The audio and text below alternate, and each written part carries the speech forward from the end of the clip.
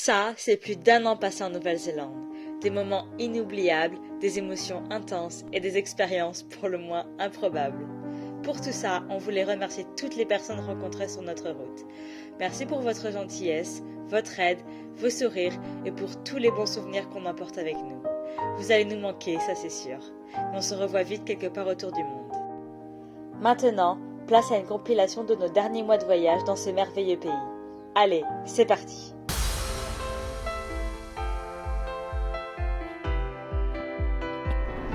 Et on commence tout de suite par une de nos randos préférées, la route Burn Track. On a passé 2 jours à admirer des vues aussi variées que splendides et sûrement les 2 lacs les plus beaux de notre vie. Ainsi qu'un magnifique Komorebi. On passera vite dessus car nous en avons déjà fait une vidéo, malheureusement sans réelle caméra à l'époque. Eh oui, ça bouge un peu Jamie.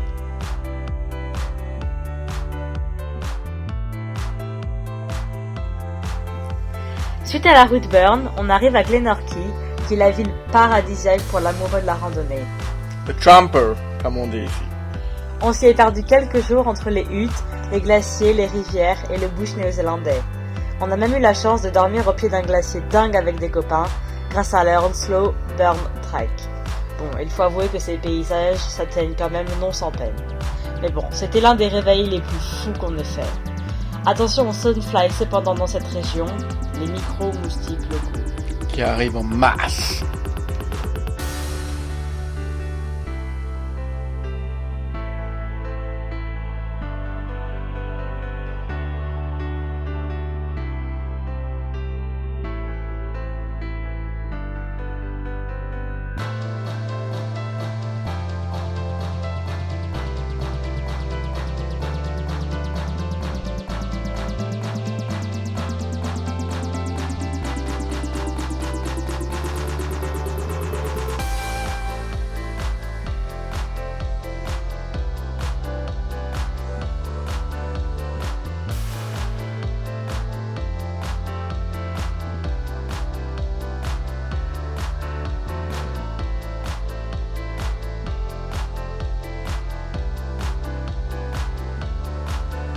Dans la même région, on retrouve également la ville de Wanaka et son parc national du Mont Aspin.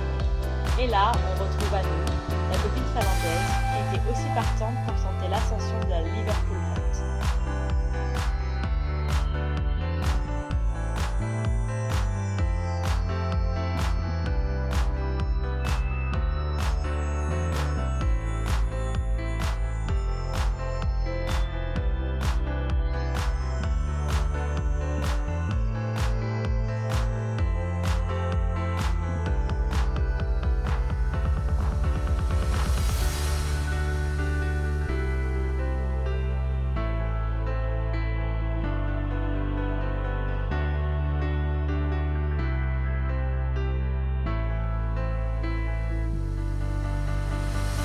Elle valait vraiment le coup, malgré le dernier kilomètre qui était on ne peut plus raide.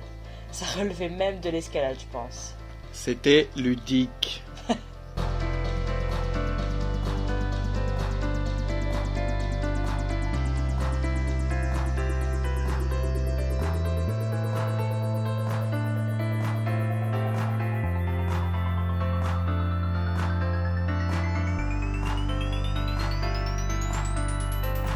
Là, on passe la nuit à 1100 mètres d'altitude avec nos copains les Kea avant de redescendre dans la vallée le lendemain pour voir le Rob Roy glacier et sa cascade one-shot vertigineuse.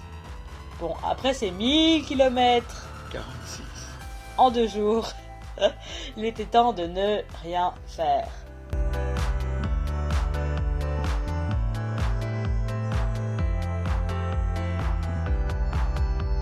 Dernier survol de la ville de Wanaka, avant de partir pour une petite session snow au Mont Prise Drake. numéro 1, action. C'est maintenant. Et non, regarde. Yes. Petit virage. Ouais. Descente numéro 2. Plus de points vers l'avant. Ça tourne, c'est calé. Premier jour de snow. Progrès.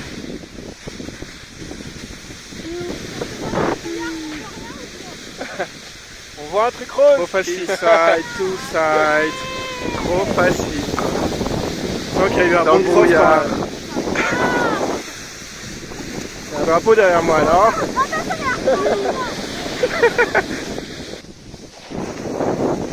Oui. La route suivante nous a menés dans la péninsule de Christchurch, où se trouve la ville française d'Akaroa, et la tranquille Hawke's Bay, où on est resté 2 mois pour un woofing des plus sympas. On a aidé la petite famille de Regan, Will et leurs 2 petites filles. Et qu'est-ce qu'on fait dans cette baie? Ben déjà, on prend le temps de vivre et de profiter du décor.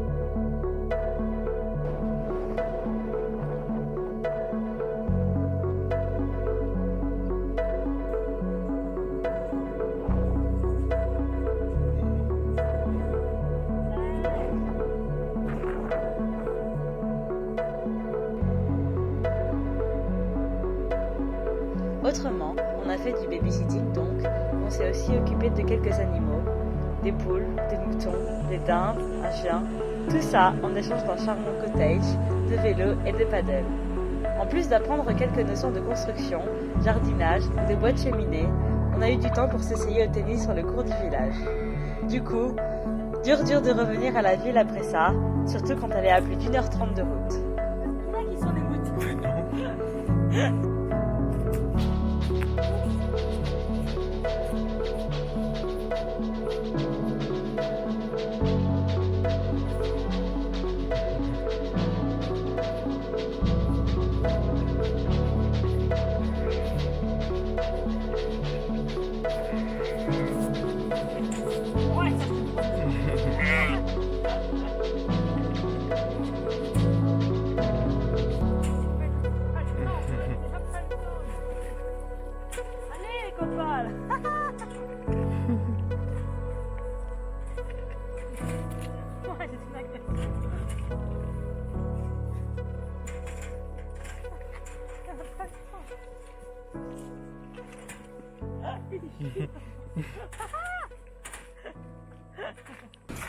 Not too bad.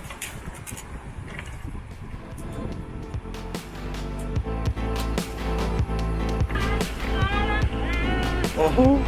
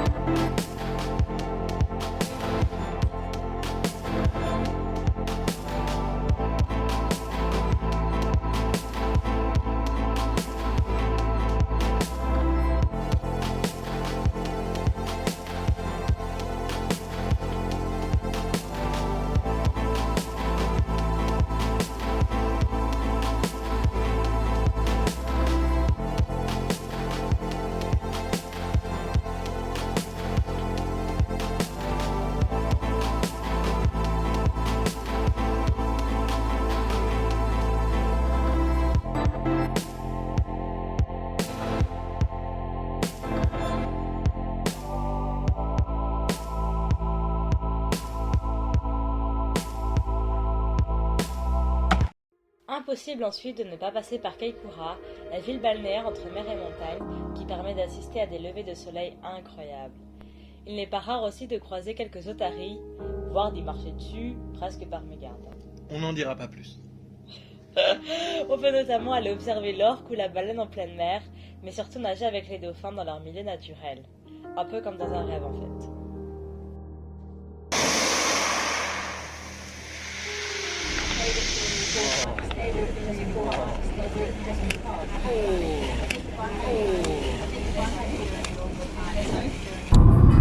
Passage obligé pour passer d'est en ouest, Arthur's Pass est aussi un des endroits les plus sous-cotés de la Nouvelle-Zélande, c'est sûr. Alors certes, il n'y a qu'un village et une poignée d'habitants, mais la traversée de la vallée est exceptionnelle, car elle vous emmène dans un autre monde.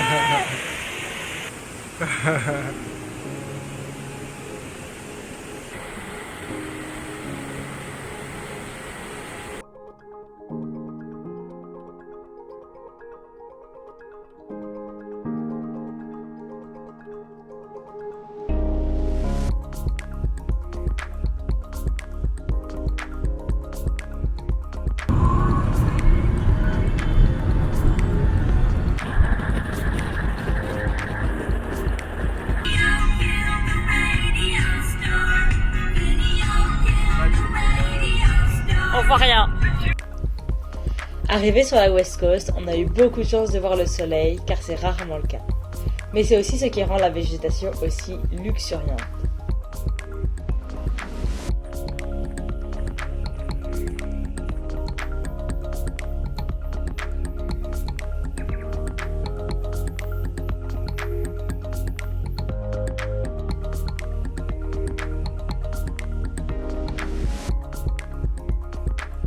Alors on a décidé de profiter du bush, de flâner dans les fameux Pancake Rocks qui, en marée haute, permet de voir quelques bruyants geysers et une jolie vue sur l'océan.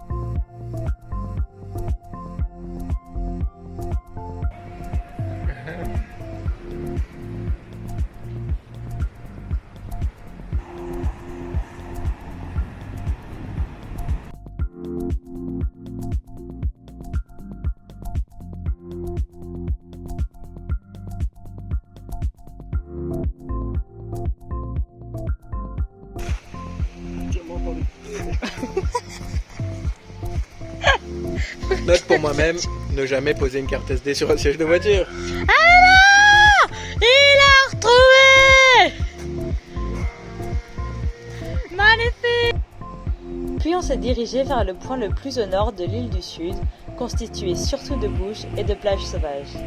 Et alors qu'on se croyait tout seul, voilà qu'on croise le chemin d'une habituée des lieux. Bon, ça surprend un peu au début quand même.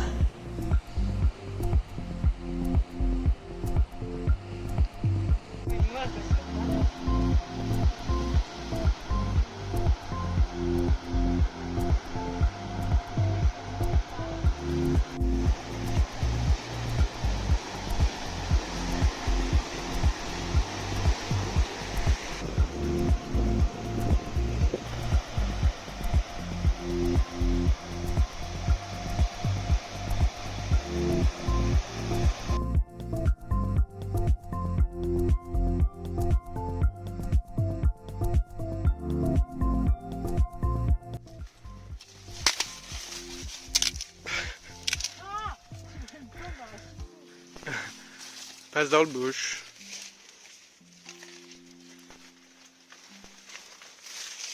Voilà, une grande idée.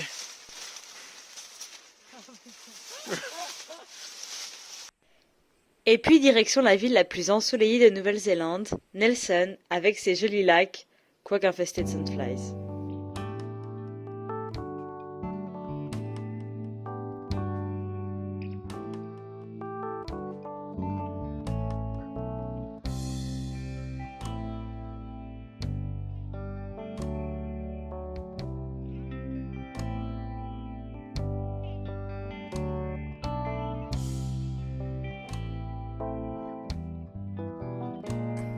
Et puis rien de tel qu'un petit pique-nique dans ce cadre de rêve. Alors chef, c'est quoi aujourd'hui ?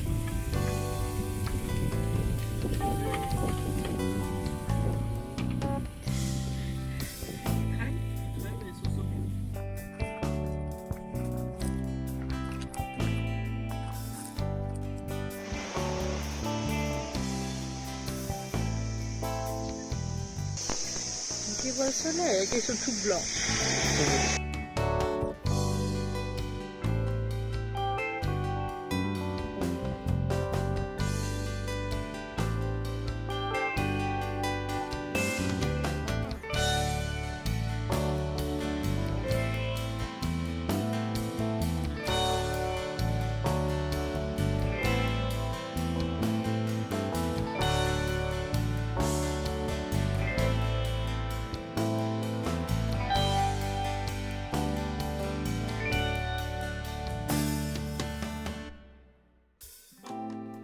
Dernière étape de l'île du Sud, Picton et la ville du ferry, mais aussi des Marlborough Sounds, archipel paradisiaque qu'on a exploré pendant 3 jours en sac à dos, entre bouches et jolies vues, mais aussi d'y retrouver Camille, une amie du début de l'aventure.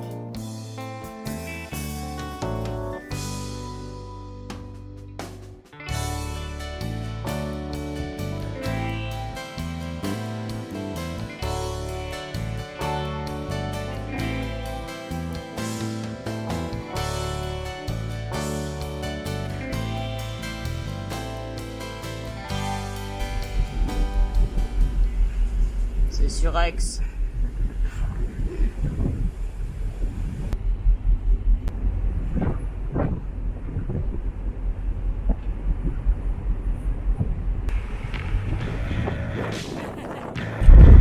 Sitôt arrivé à Wellington, capitale du pays un peu trop agitée pour nous, sitôt reparti pour aller découvrir les fameux chemins de la mort dans le Seigneur des Anneaux, les fameuses Pinnacles qui se trouvent tout de même à quelques heures de la métropole.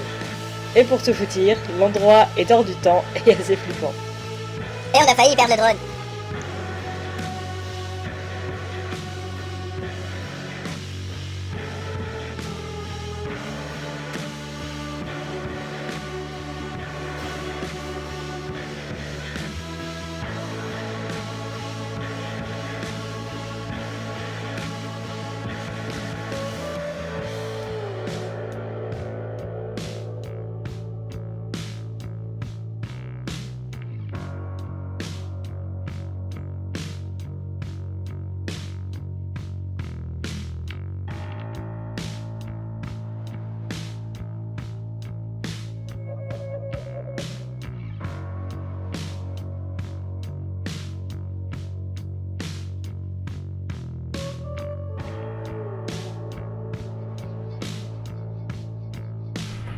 Et pour une soirée en beauté, rien de tel que de grimper quelques kilomètres plus loin, au phare du Cap Palliser, pour une vue imprenable.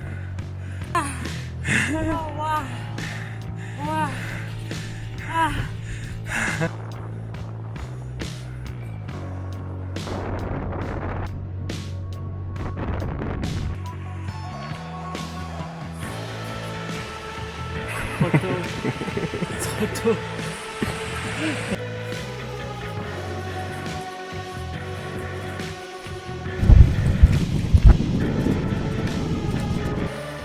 Oh là là, j'adore cette chaleur. Il fait si froid. On fait ce qu'on peut. Point sur la situation. C'est critique.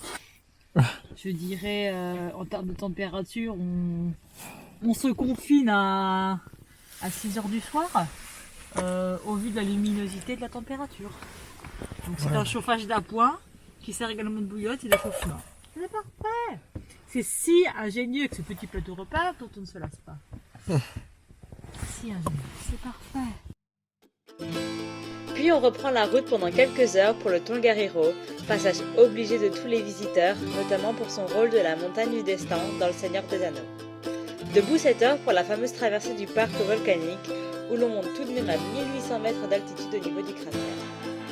Une super journée en compagnie de Valou qui nous a bien fait marrer, et de Philippe, un Suisse rencontré sur la route. Allez voir la vidéo.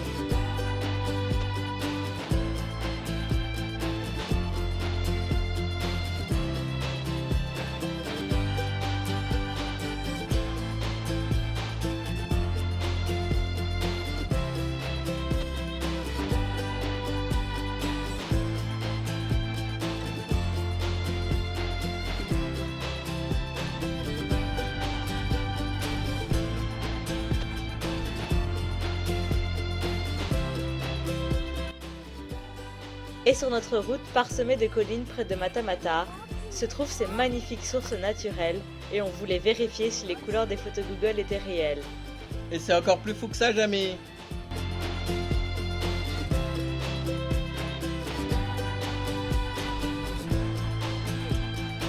Vous connaissez Arnaud de Bergerac?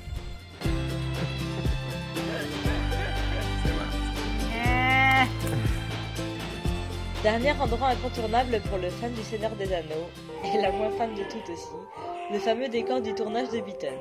On y découvre un petit village bucolique où la bière coule à flot, dans lequel on voudrait presque s'y installer.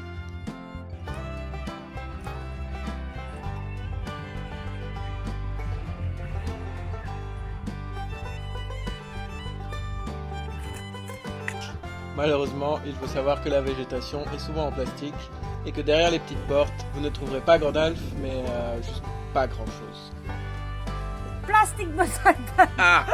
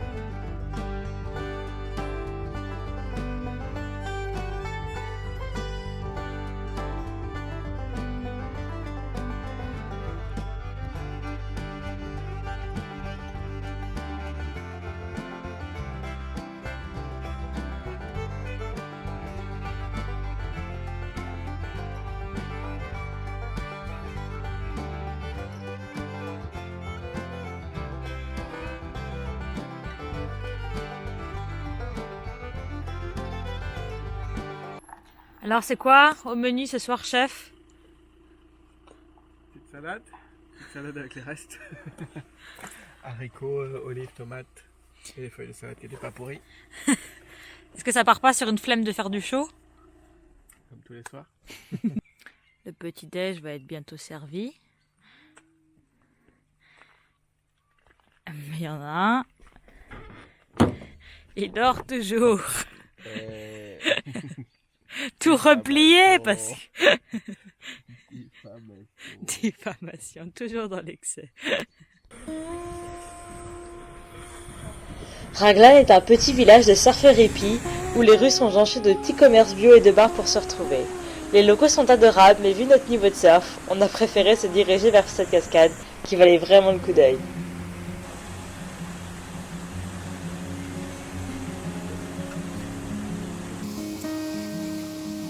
Passage obligé par Auckland, plus grosse ville du pays où un Néo-Zélandais sur 3 y habite, qui leur vaudront le surnom de Jaffa. Juste un autre putain d'Aucklander. Autrement, on y trouve à peu près tous les restaurants qu'on veut, l'occasion pour nous de bien manger, manger encore. Et à 1 heure d'Auckland, on change de décor pour kiffer le long des plages de sable noir, comme celle de Pia.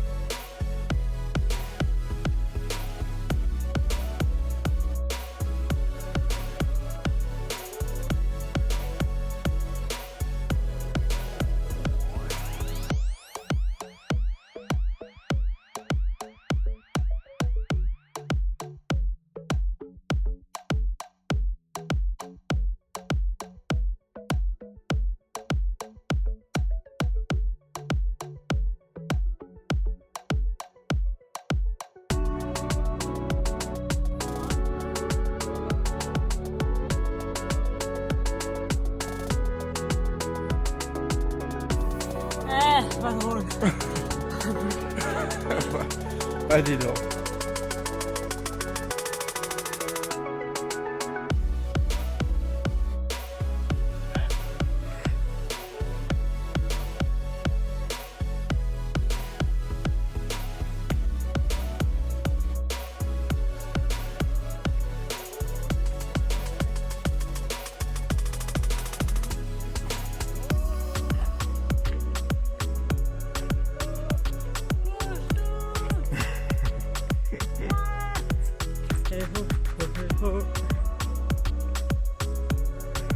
Ça me colle.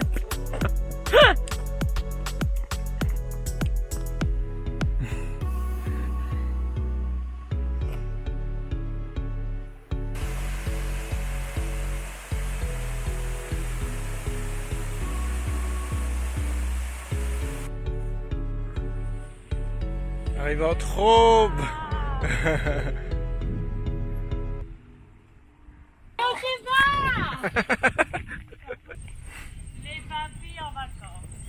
Directement du port d'Auckland, on a pris le ferry pour rejoindre l'île de Waiheke, surtout connue pour ses splendides villas et ses domaines viticoles.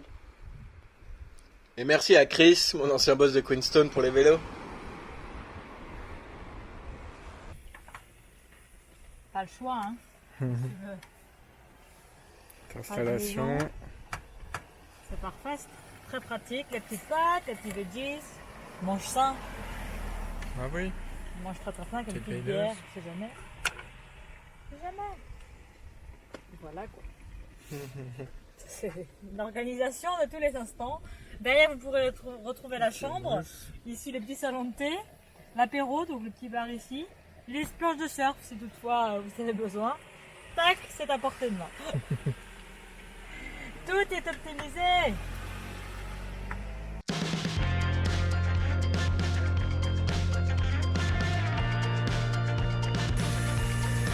Nous arrivons enfin au but ultime de notre grand road trip, le Northland, péninsule de plus de 300 km, dont la première étape est Whangarei. Eh oui, Jamie, car WH pour F en maori.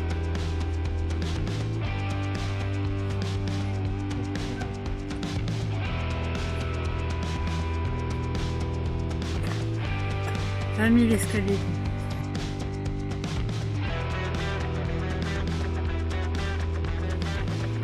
En avant.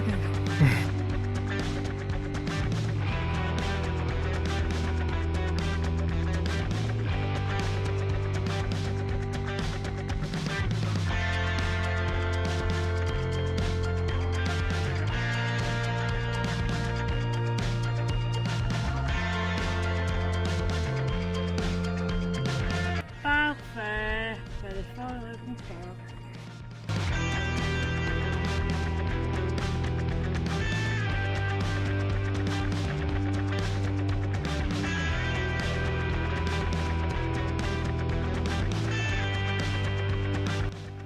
Eh, vous trouvez pas qu'on dirait un brocoli?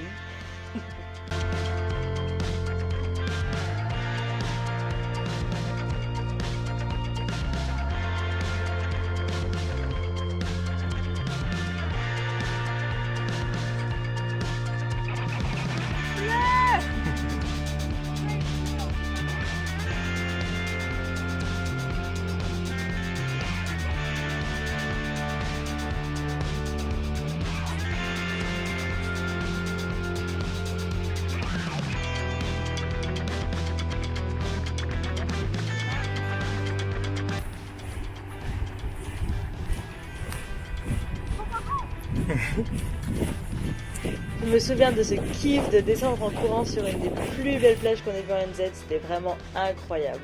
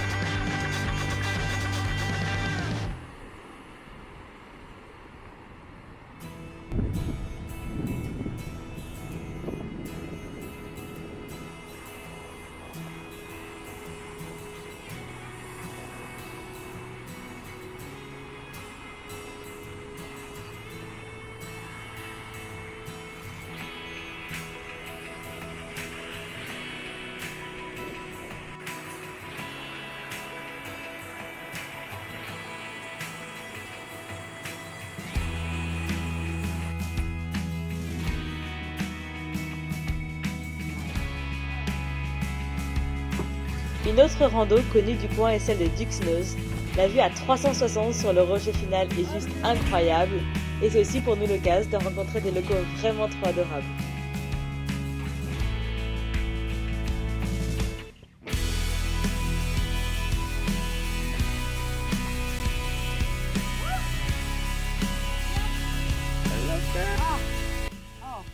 Hi. Come back. Allez, tu go in. Go up. Oui, tu veux pas les repousser en bas comme.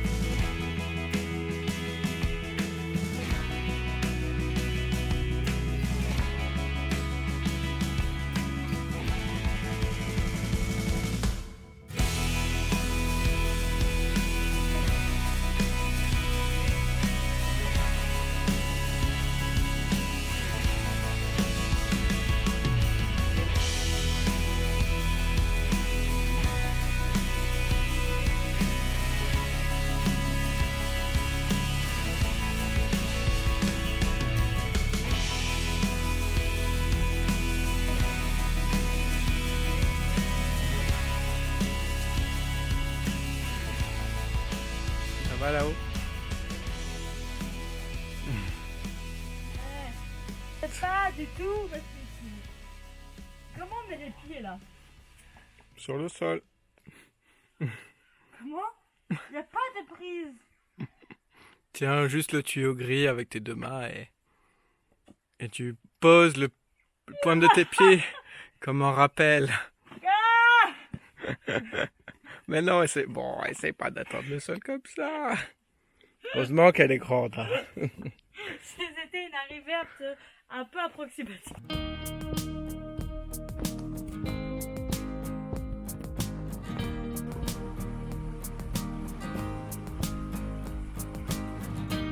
Cet endroit restera spécial pour nous car outre la lumière exceptionnelle, c'est surtout l'endroit où on a appris que nos visas pour l'Australie étaient acceptés.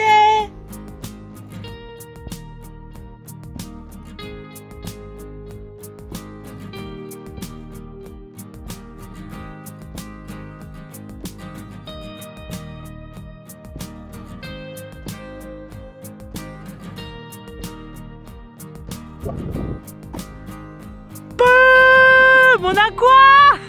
En Australie!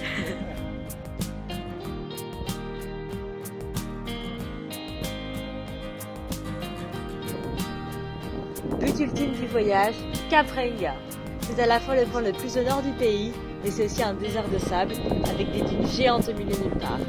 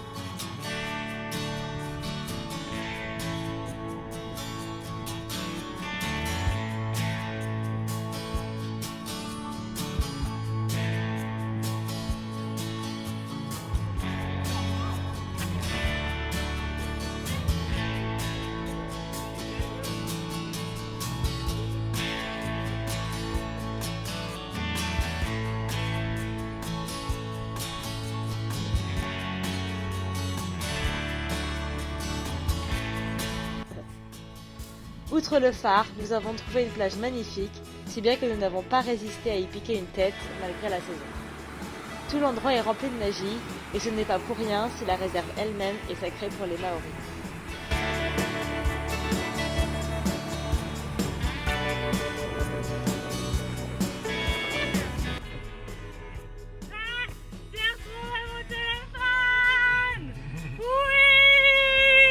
J'avais perdu aux toilettes.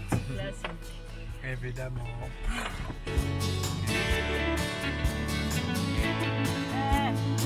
Hey.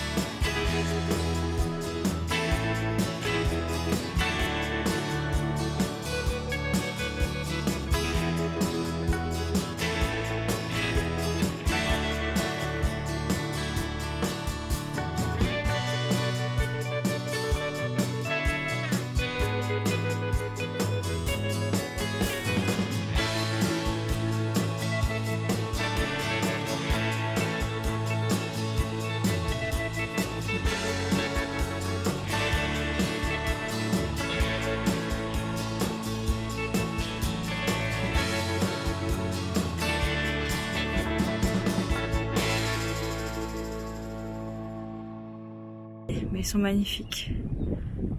Très très beaux.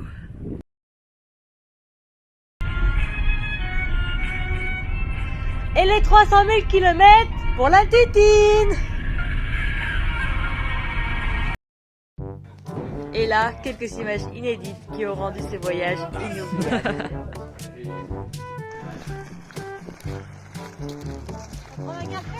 Allez.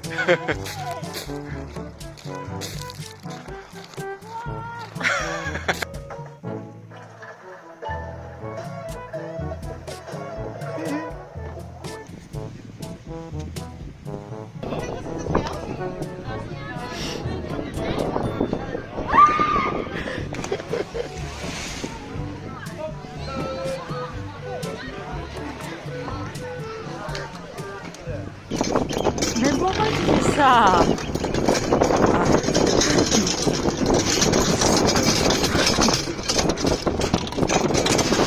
Mais qu'est-ce que tu fais?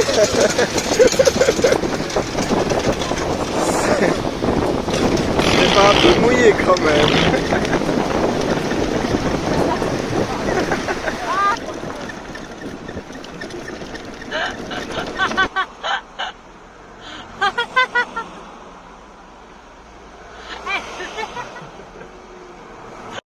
Let's go, where are we going? Stop! Ah! Australia! Not again. That's the game, ma pauvre Thibaut!